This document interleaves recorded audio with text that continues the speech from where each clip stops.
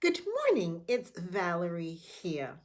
Last night I spent some time with my teenagers at home because the conversation, as I'm sure you might be having the same conversations, has turned to how are we feeling going back into uh, the world, going back to school, seeing people. Now, I want to raise this as a very real phenomenon. When we work with cross cultural workers and they, what we call, have re-entry anxiety and re-entry adjustment from living in one environment and coming back into another environment, it's really important to be aware that the return to the environment is not business as normal, particularly for our kids, for adolescents, particularly if we ourselves have anxiety, if we have sensory issues. So, the wonderful thing about human beings is we've had some time to adapt to the environment as it is in COVID days.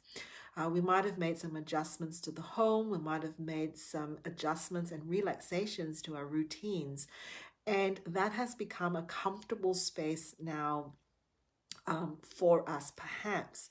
And just like when you go to the swimming pool, if you like going to the swimming pool, public swimming pools, just like when you go swimming and you've got that anticipation, and jumping into the water is cold, it's piercing. What is the depth of the water? How far, will you be able to go?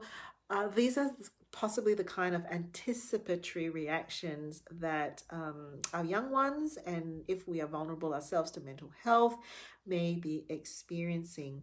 I'm about to hop off from this live and actually hop on to the Center for Effective Living team page as we brainstorm some ways that we can work with our clients. For example, we might consider actually doing some walking therapy around the neighborhood, around the suburb, just reorientating our senses. Some of our clients may actually have some sensory sensitivities as well.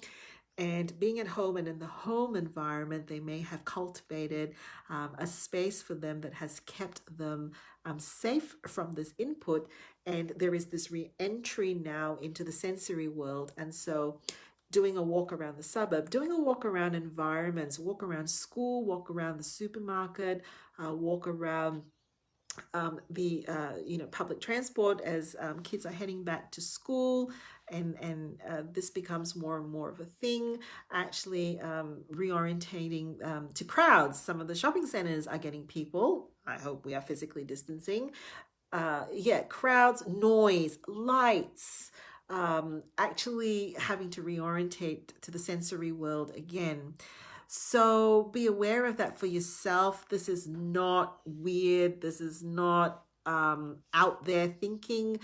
This is quite normal because just like you adapt, your eyes adapt to a dark room, your eyes also have to adapt back to walking out into the sunlight and psychologically entering a sensory world again, entering routines, entering environments, anticipating change again, and dealing with new ways of doing life can be quite anxiety provoking for some of us.